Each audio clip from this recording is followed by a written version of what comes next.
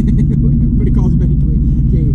He has one of those really difficult names to pronounce there. But anyway, what he wrote it about, and this is what you call the essence of like phenomenal songwriting, is there was a lady that he knew, real close friend, got killed. It wasn't a drunk driver. It was somebody like fleeing a bank robbery or something like that, and there was a car accident. She died, and she was apparently this really fantastic person. But what ended up happening was, although he lost his really good friend, she donated. Whoops! I always miss that driveway.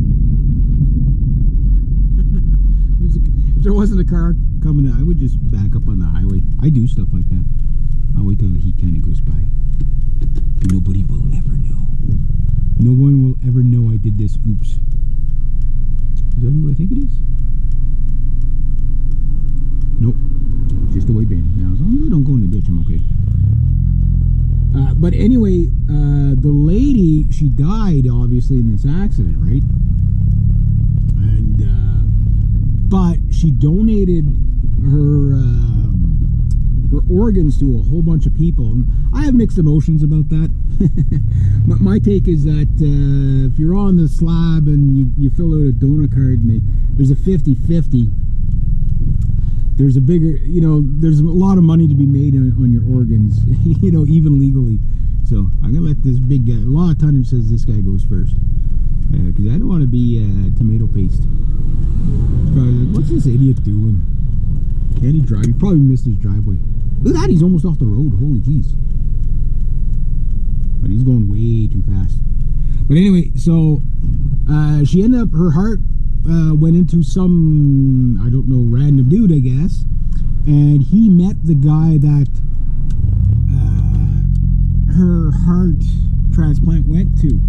Right? So it's kind of like she lives on through the organ donation. So it's a really heavy song when you think about it. Like, it's so sad.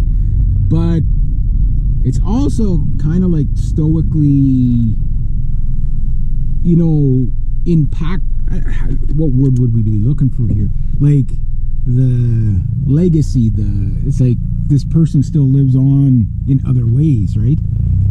So anyway, that's what the song was written about. I'm like, oh my god.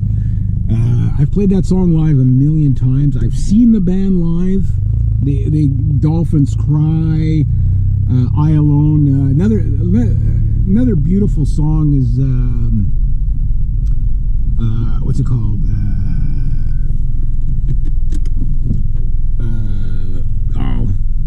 How am I forgetting?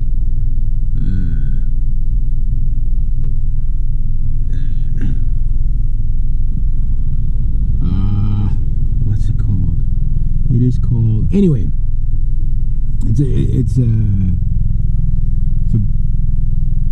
I'm trying to think of the darn name of it. I can't believe it. But anyway, what a great band they were.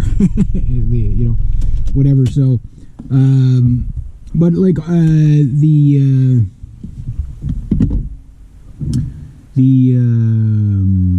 wow, that tree's really leaning.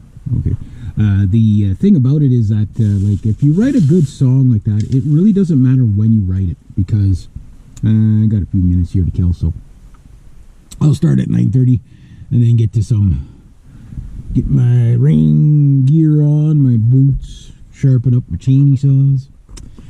But anyway, when you write a really good song like that, like it just lasts and lasts and lasts, and it has the same dramatic effect throughout time. Like, it never dates itself. Or you think about, like, especially the 80s. The 80s is probably the worst for it, but pop culture at the time. The 80s produced some really hokey songs, right? Fun songs, but hokey nonetheless. The songs that age poorly are always kind of like the teenage rebellion kind of songs. You know the songs I'm talking about. They're good songs, but it's like, when you hit 50, like I am, you just can't listen to those songs. They just don't resonate. You know, it's like, yeah, I'm a badass. I'm a this. I don't conform. Blah blah. And it's like, yeah, you did. You know, what I mean? All these unique individuals are all pretty conformist when you really think about it. At the end of the day, counterculture is the culture a lot of times. So, yeah. But anyway. Yeah, so the essence of good songwriting is one of those things where if I can write songs that are impactful like that, you know, like it's one of those songs. Like some songs, like Lightning Crashes, it never made it number one anywhere, but it stayed on the charts for a long time. But it's always one of those songs that, okay, it might never have been number one, but the number one songs that were probably on the chart at the times nobody remembers. You know what I mean? So like songs that I love to write a song that even if it wasn't your favorite song ever, it's a song that every time you listen to it, you'd get something out of it. So right now I'm working on The Plague Doctor. I've got a whole bunch I still got all that Triple Hammer stuff ready to go, but the good set of stairs there.